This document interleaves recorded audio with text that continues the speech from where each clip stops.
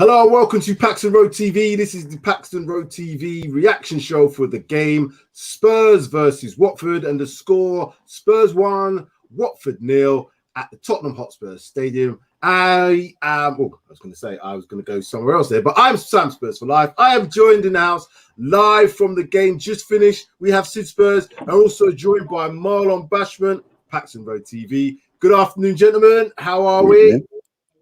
I'm all right. Yourself? I'm good. I will take that. I think that's what we're going to have to call it. We'll take that victory. 1-0. It weren't the most entertaining game, I must admit. The first half, I thought we looked decent. We were trying to, push for it. You could see that Watford were very organised in defence. Well, I could see that they were very organised in defence, very compact. They kind of had a 4-3-3 that kind of went back into a 4-5-1 when they didn't have the ball defensively, but everybody was narrow from them, so we couldn't go through the middle. Yaffert down that right-hand side was the one that's getting into a lot of space, but maybe, somebody else with a little bit more attacking intent maybe could have been better off, I said from an attacking perspective, but they didn't really look like creating much. They were playing off the counter-attack. Sarr looked good for them. In terms of performances today, there wasn't really any standout performances. If I'm going to think of anybody that was good and consistent, the back two again, Sanchez and Dyer looked consistent to me. 100%. Yeah. Region did all right down that left-hand side. Dele Alli, I'm going to come back to it again. Marlon, I'm going to come to you first then. Who stood out for you in terms of the game? I know the result was all that was important. Obviously, the performance. I know you're a man who likes to see champagne football at the lane all the time, but the victory was there. Who do you think stood out for Spurs today? I'll go definitely the back two, Sanchez and Dyer. I think from what we've been through for the last couple of years with them, they've definitely changed. I don't know what's happened, but they seem like a whole different two new players. But I think just having them two playing solid and playing well has been the difference. I don't think anyone else really played that well. I think our midfield needs some serious surgery because it's not. I can't see them creating nothing. And this game was just to prove a point to me that when teams sit back, let's see how we do. Because the last two games we've been kind of sitting back and holding our shape. So I thought today would be something different, but it's like we can't really make that transition yet. And I also think our right back, I don't know, going forward, I was like, oh my God. I don't think we're offered much going forward neither, but yeah, we have to wait and see. It was a tough game. Sid, you were there. Marlon, I know what you're like. I know you love all this champagne cocktail football. Like I said, you want to see him break out the moe every time we play. But unfortunately, it's not going to be the case. Sid, I know Sid's traveling back from the game. He gave a halftime shout out as well. Final thoughts on the actual result, Sid itself? You know what? A 1-0, I think, is a fair result for me in the end. I think the most important thing is the fact that we got the 3 points. I totally agree.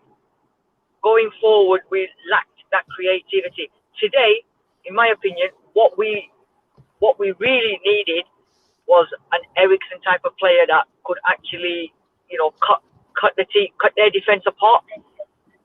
Even Ndombele might have done the job today because creativity-wise, he could have brought that something different. Where Højbjerg and Skip, for me, two similar players, and for me, Skip's not doing what he was doing at Norwich last. Just breaking up a little bit. What I saw of him last season, running with the ball. He was breaking up a little bit. With the ball. Yeah, he was constantly running with the ball and creating problems. Whereas this season, I think what Nuno's told him, I reckon, is completely different. But going forward, I think there was nothing at all. I think Kane's off the pace a little bit. For me, the last 10 minutes when Lucas Moura came on, we sort of like ignited and he was creating and he was running at him. And, we said yesterday that drop him for Kane. I think today we could have started with him and dropped Kane. Yeah.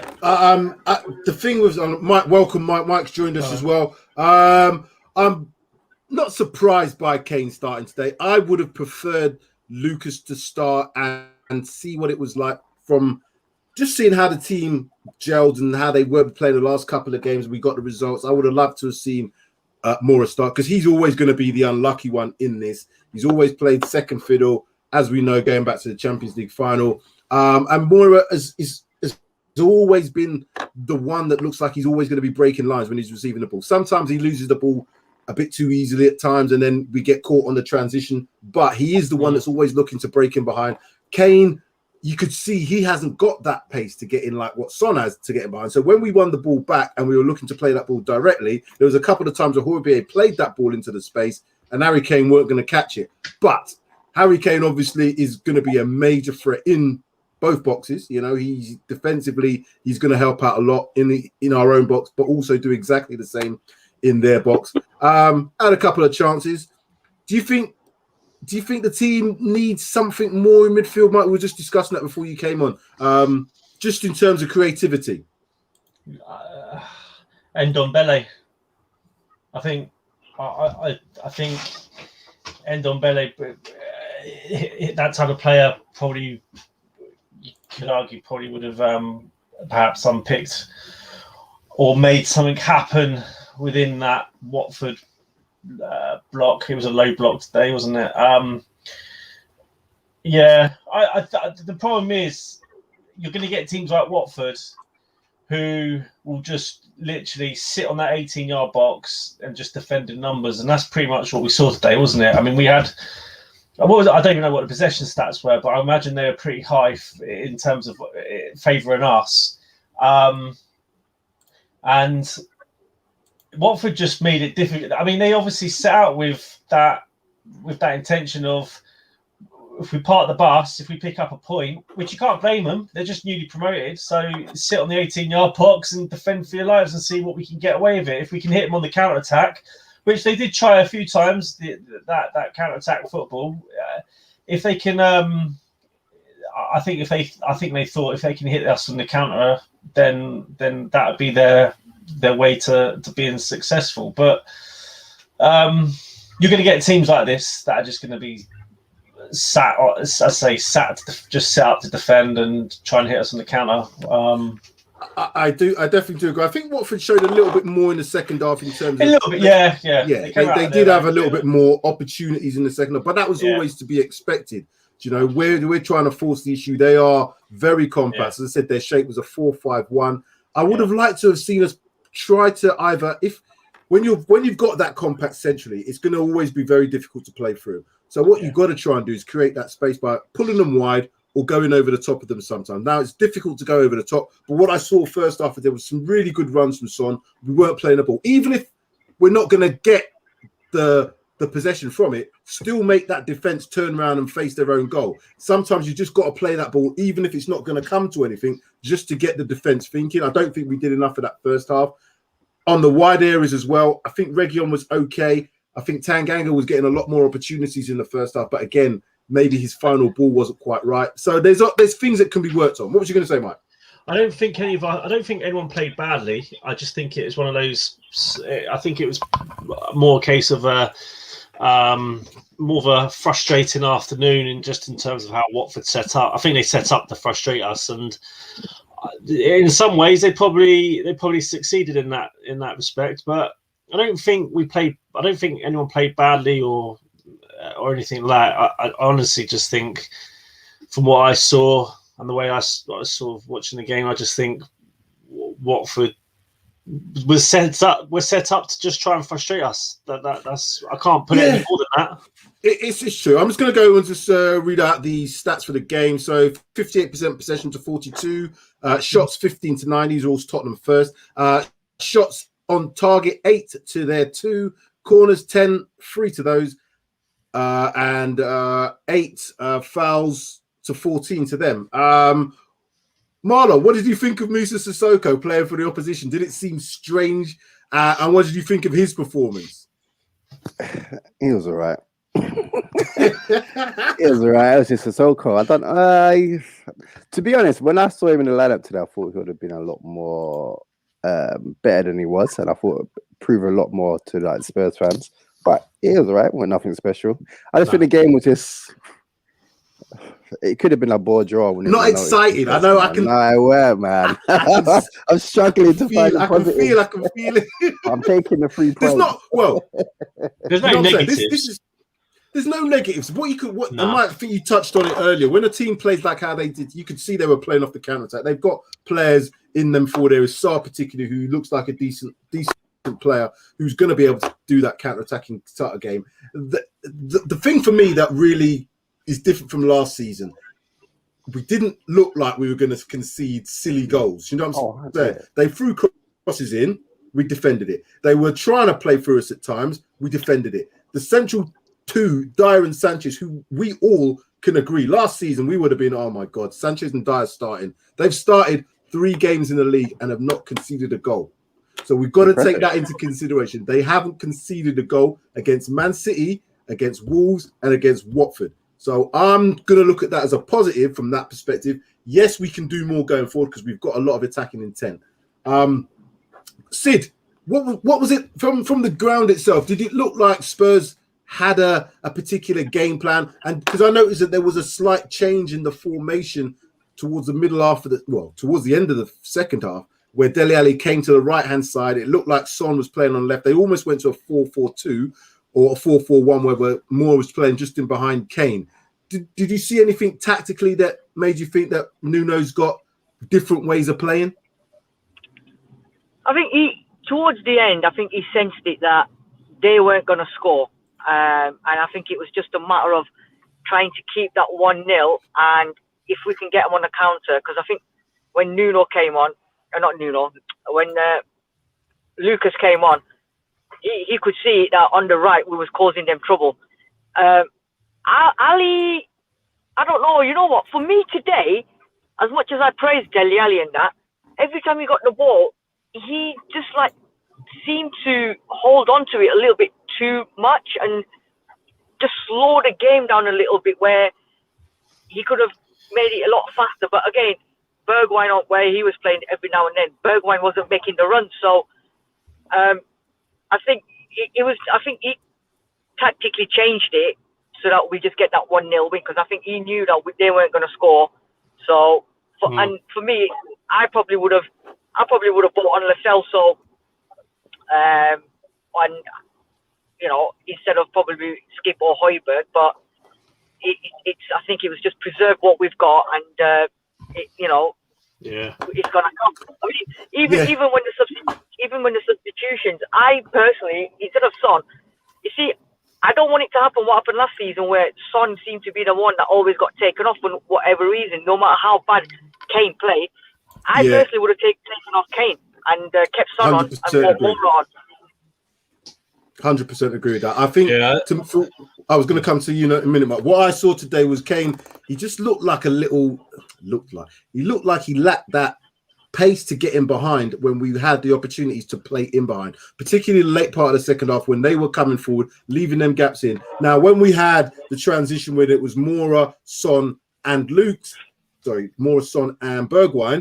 you can see that we can get in behind them quite easily. That slowed down a little bit with Kane being in that central player. But again, if you're going to want someone to rely on to score you a goal, it's going to be Harry Kane. You know what I mean? So it's a difficult one. So come back to your point then, Mike. Do you think that Harry Kane is doing enough to seal his place in the team for the next game? I think it's Crystal Palace, you said, isn't it, Sid? Yeah, Crystal Palace away. Away, yeah. Yeah, that'd be a tough game. I don't think Kane played badly. I think, he was unlucky. Second half towards the end, he was unlucky. Yeah. So he's getting in the positions, and you can see the effort levels are there, etc. I think he's lacking match fitness.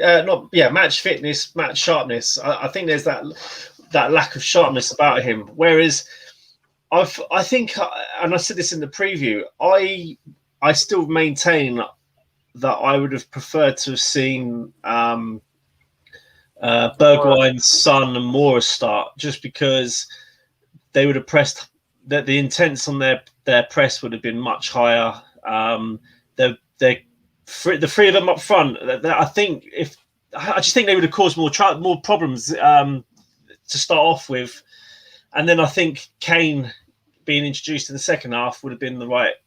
Me personally, I think that would have been the right call. I think more when he came on, you could see all of a sudden like there was just it just seemed like he was zippy. He was pressing. He was lively. He was lively. That's basically what I think was probably the word I'm trying to look for. He was lively when he came on. He was lively, and I think he should have started himself. But so we got 3 points. So what can you? I mean, 3 points and another clean sheet. What more can you ask for? You can't ask for more than Lucas. The thing is with Shane.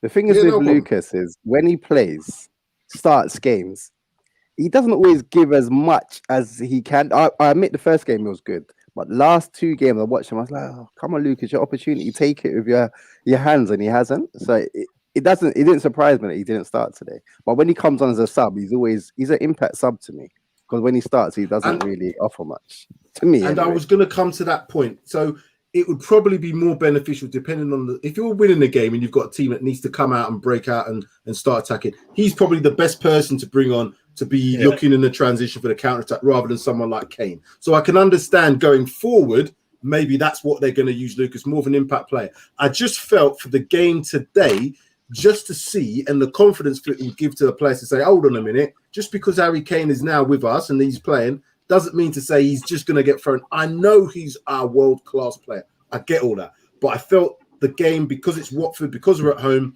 we had an opportunity. We're not going to get this opportunity again. The next 2 couple of games we've got, I think it's going to be away to Crystal Palace, and the next game is going to be Chelsea. So you would expect it's going to have to be a Kane start regardless. But there is still an opportunity to see what these players are like with lesser opponents in terms of the way we're going to play. I did like the way that Nuno did change things up.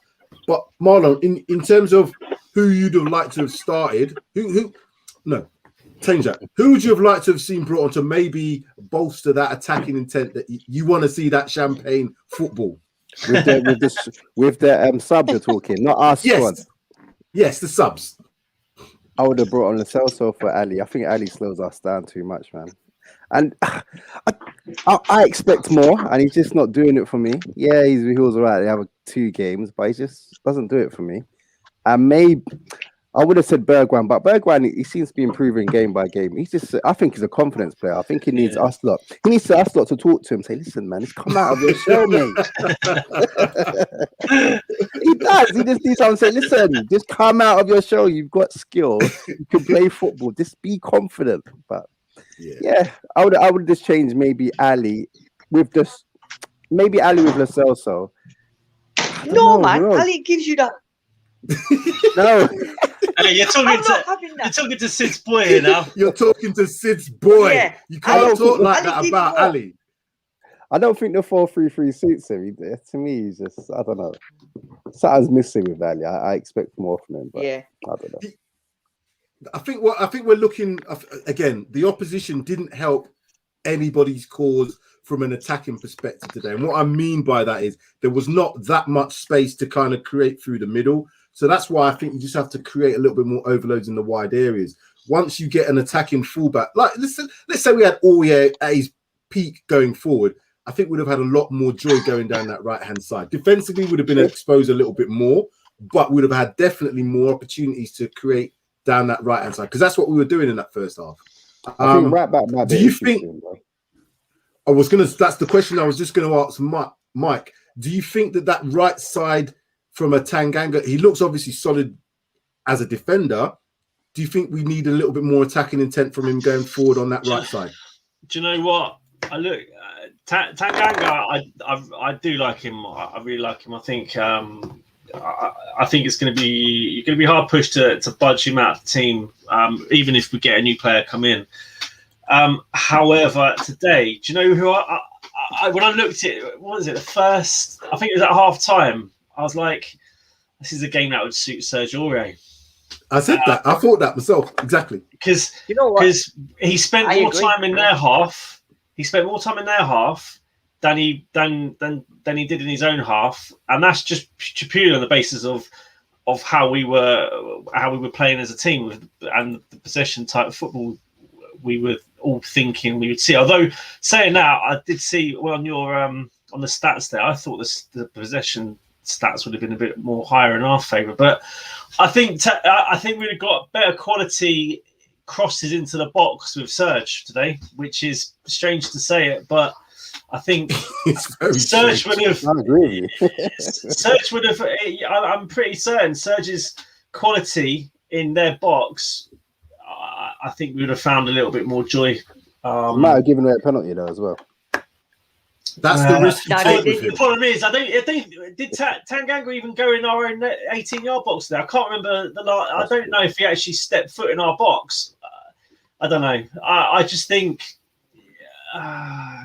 yes, a type of Surge player probably would have had quite a lot of joy down that right flank today. Well, we're going to have to probably go to Sid Says for the transfers to know if Serge is going to go. I think they're keeping him out of the team. They're keeping Tanguy at the team as well until they know what's happening after Tuesday. I think both those players, if they're not sold or not moved on this window, will be part of the squad going forward. I can't see them not being part of it. Yeah. I just think they're trying to, because I've seen in training, if you look at the training shots, I know it doesn't mean it. They look like they're happy. I think there's things happening behind the scenes that, with football, they might want to move certain players on. They can't get the moves, blah, blah, blah. But once the transfer window is closed,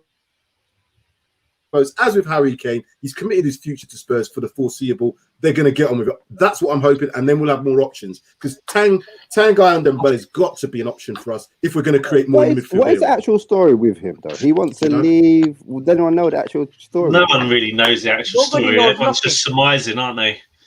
Sky Sports News will know, so we maybe get contact them. They'll have the answers, won't they? They're horrible people. I think if any of the one out of the two of them, the more likely that would keep is then Ndombele. I think Serge, we're trying to get him out. I think that's probably quite clear to see. He wants to go as well, though. Exactly that. Yeah.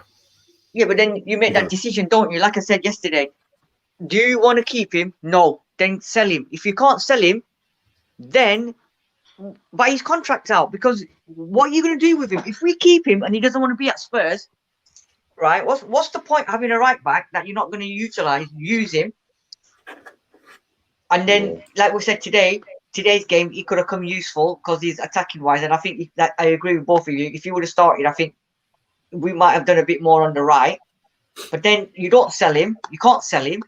What are you going to do? Just leave him on the bench, or not even on the bench? My view is I think he's going to get reintegrated if he doesn't go. I think they'll still, with a lot of these players, again, when we hear stories like they want to move, it's not necessarily that they might want to move. There's opportunities for agents to want them to move. There's other people around them that will say, listen, you're not getting in the team, maybe, and we can do this and we can get that. If somebody's happy, then by all accounts, they look like they're quite happy. They're getting paid a decent wage, let's say, Aurier's not on peanuts, is he? Ndombele is on 200 grand a week. He's not on peanuts. So these players are not like, we need to get a pay rise. There's opportunities for other people to get paid off them. So let's just wait to see what happens with this window. But Sid, I was going to ask, what does it look like from the stands perspective in terms of how the team is playing? Is there an organised way that we're going about things? Yes, we are. It's very organised. Last season, you could see the tension. You could see every time we got the ball, and we was going backwards and whatever. You could see it going, put it forward. Oh, what are you doing? Even today, when we had the ball and we had the opportunity to go forward, but then we come back one or two steps. No, there was no grumbles or nothing like that from the crowd. The crowd was just spurring them on. To go forward, but they weren't slagging them off. They weren't slagging any players off. Everyone was confident, positive. Even with 5-10 minutes to go, Sam, what you were saying before. Last season, you would have hands and your nails would have been gone because you'd be like, "Oh no, here we go, yeah." Yeah. But it's not. Everyone's just so laid back and just relaxed because they know that we're not going to concede, and we don't look like it. No, and that's the feel-good factor that's going around in the crowd. And people are even staying to the 90th minute. before last season, they were leaving after 85, 80 minutes. Not many people are leaving. They're staying to the final whistle. So the positivity and the vibes around the stands are very, very good. It's just that one extra creative midfielder player that we're lacking, and just to like spur us up a little bit more and, you know, start pumping up the fans and the team, because we're not going to be able to do this 1-0 every game. Oh, there's going to be teams that are going to come out at us, and at some point this is not going to work. So the teams coming at us might suit us more, because it expose space behind them, won't it? And we will capitalize on that, especially when you've got, well, if you had the front three that we started with today, even the front three that we finished today, even the front three without Kane, if you leave that space, if you have teams come at us and leaving that gaps and those spaces behind them, we will expose them. But as I say today, I think we've also got to take into context the fact that this is only our third. You know what, Tim? I was going to interrupt you and say it, but I thought I'm not going to say that. You know what I mean? The last season we was in the ground. If we're being precise, the last season we actually had fans. I have to say, I didn't want to laugh. I was like holding it in. I was thinking, I've got to laugh now because that's funny. No. My bad. No, I meant I understand what you was. I understand what you were saying. Sid, but Michael was pointing out the fact. Sid, we had no fans there last season, bro. But you know what, Mike? What you're saying, right, is teams coming at us might suit us. I sort of disagree, because if teams are going to come at us, the two midfielders that we've got, they're not creative enough to feed the likes of Son, Moura, or Kane. We need someone that's going to sit in there, maybe at the top of them two. And when teams come at us, we know like somebody like Damsgaard or somebody like that will be there. Just go like ping that way, ping it that way, and we're through. Yeah. Skip and Højbjerg. That's where you just change your formation slightly, don't you? You just play the two. You'd play Skip and Højbjerg just in that double pivot in front of that back line, and then you put your three in front, and then you put your one up top, which would obviously be Kane. Which is what we played.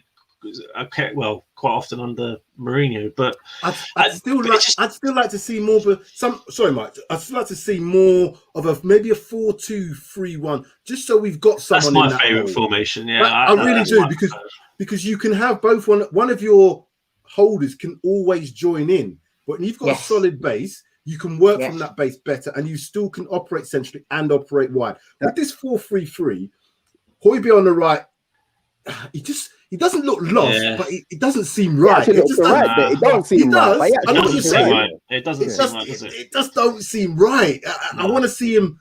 I don't know. I just think of all the best midfielders. They're all kind of central and they dictate play from central areas. Now, if you've got Skip and Højbjerg there, they can do that, because one of them you can say, "I'll sit, you go.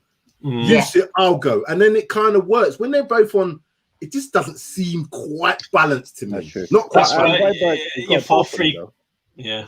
He finds a pass, and I think the 4-2-3-1 would suit Ali. Sorry, go on, Mike. That's what I just thought. I agree. I agree with what you're saying, Marlon. I think when you're playing 4-3-3, you Skip and your Højbjerg, they're very similar players, aren't they? 100%. I agree. They are in every way, shape, and form. They're almost identical players. So when you're playing that 4-3-3, like you say, in that three in the midfield, you need a bit more creativity. And with all the best intentions in the world, Højbjerg and Skip really aren't going to unlock a defence with a key split and pass, are they? But I mean, that's where, like Marlon just said, 4-2-3-1. If they're playing in a double pivot, and then it gives that freedom for the front four effectively. Gives them a bit more freedom, knowing that if I lose the ball, I'm going to have to literally sprint back and retrieve it, because otherwise the midfield's left open, which is always the risk when you're playing 4-3-3. Because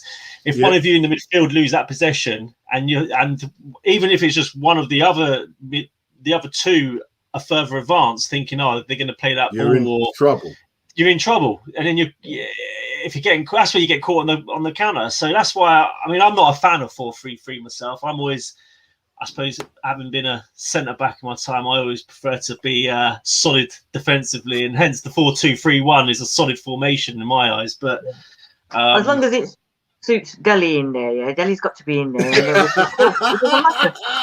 You know, let Deli do Deli thing. Always come back to Deli at some point. Anyway, gentlemen, I'm going to come around to each of you, get your final thoughts on the game. And obviously the position that we're in at the moment, top of the table, I know it's only 3 games in, but we are top and we haven't conceded a goal.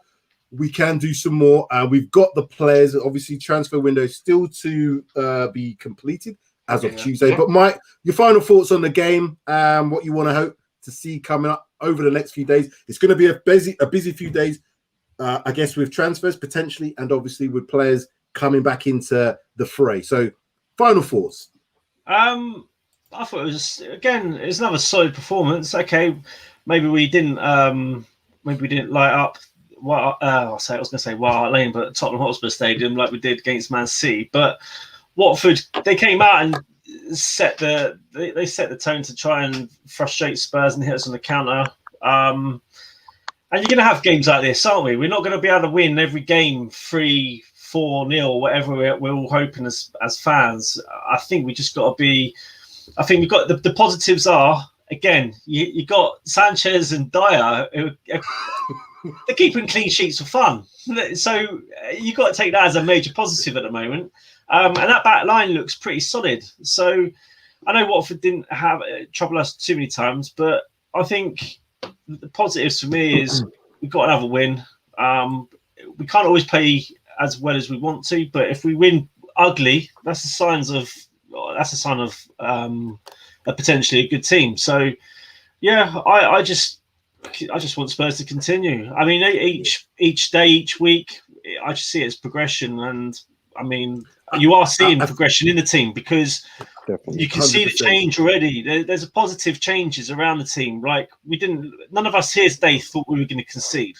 Whereas last season, I think we probably would all thought, there's a goal in this for them if they keep pressing us or if we keep playing the way we are, etc. But I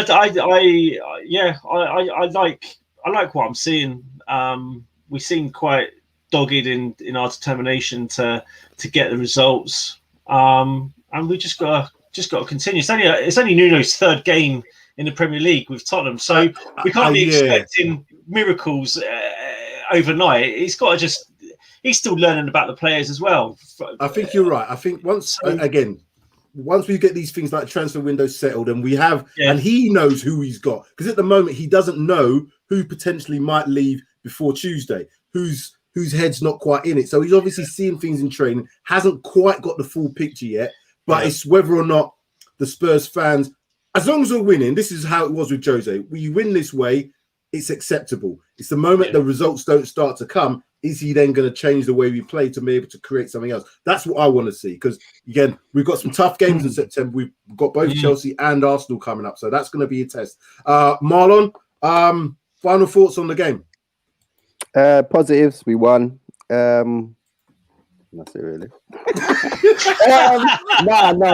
I can be quite negative. I think I've been spoiled over the years with Poch and going Wembley and go the old White Hart Lane and enjoying free-flowing football. But I've got to realise it's a new manager, new philosophy, as they say.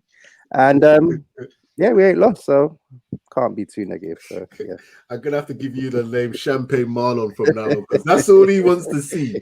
Champagne football. Crystal football.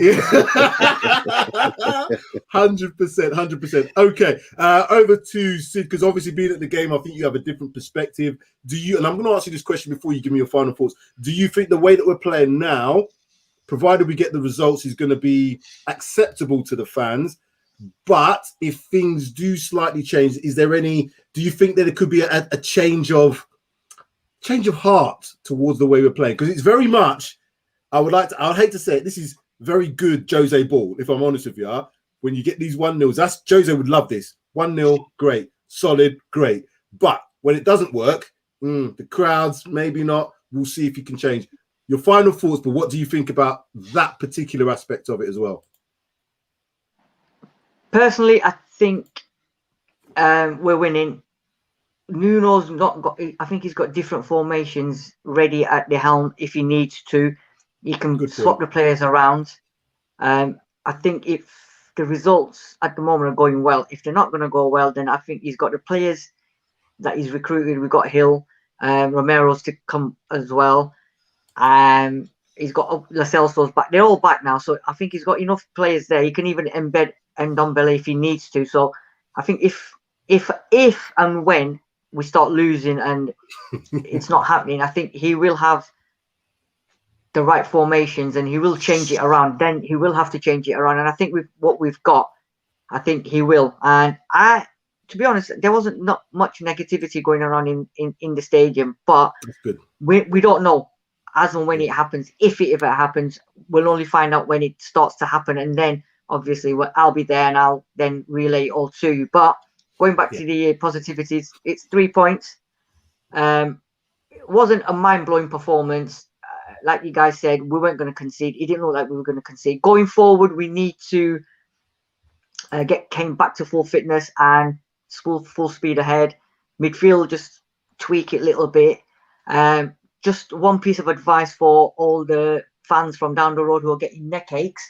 If you just turn the tape, if you just watch everything upside down, turn the papers upside down, then you might see us at the bottom and you might see yourselves at the top. So that way you won't get a neck strain. But up until then, as they sit on Strictly Come Dancing, keep watching upwards. Yeah.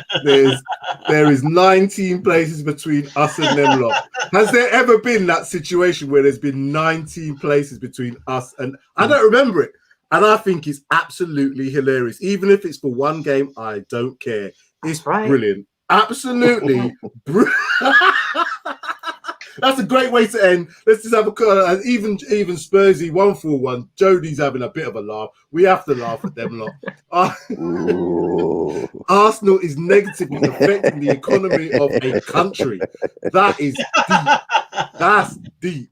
Wowzers. We're really showing them up. Anyway, thanks all for watching. Please hit that like button. All those watching, we've had over 40 odd people watching live. Thank you very much for that. Thank you for your comments. Please, as I said before, hit that like button, share, and also subscribe if you're new. Watch out for Sid Says on Monday. Also, watch out for Judge Jodie's player ratings, I believe, on Monday as well. Talking points on Tuesday with us going forward. And also on Tuesday, talking points will be Wednesday because we've got transfer deadline day on Tuesday. 5 till 12 o'clock on FTB Sports. So look out for that. It will be amazing. We'll have to postpone talking points till Wednesday this week. However, 3 wins out of 3, no goals conceded. Spurs are top, Arsenal are bottom. What way could we want to end international break?